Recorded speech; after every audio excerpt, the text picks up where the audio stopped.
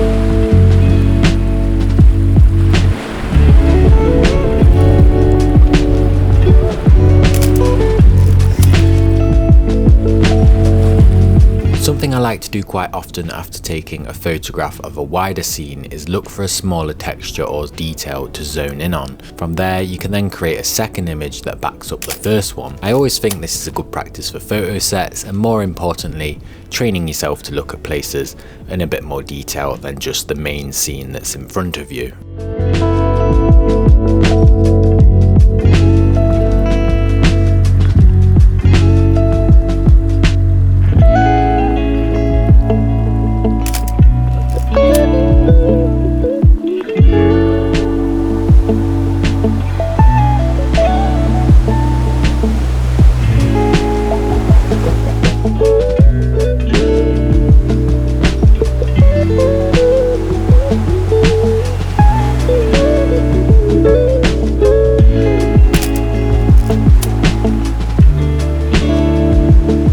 The next shot coming up here made me laugh. There was a dog refusing to come off the beach while their owner was around the corner shouting that they were going home. I think we all know that feeling. I waited until the dog turned to face me and grabbed a quick shot.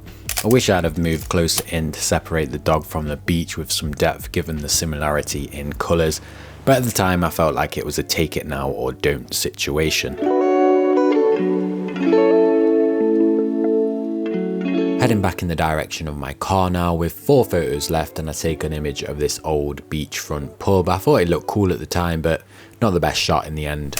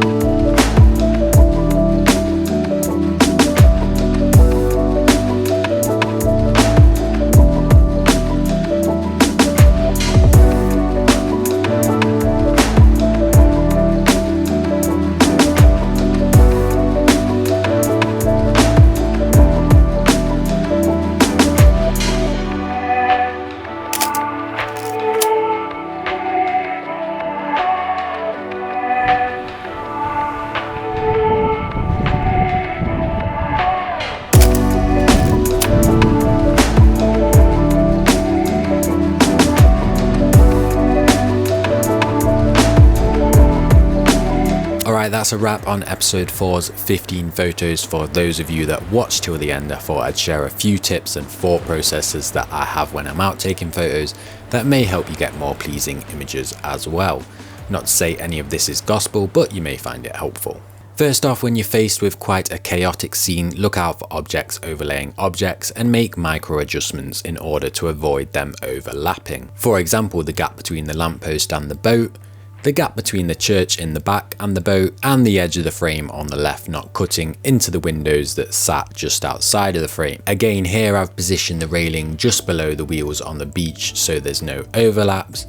And then on this image, while minor, that blue lamppost back there is perfect at the join of the two buildings, rather than cutting through the windows or the brickwork. A classic one that I've spoke about before but well worth mentioning is capturing people with the more space to move into the frame to portray the sense of journey or movement.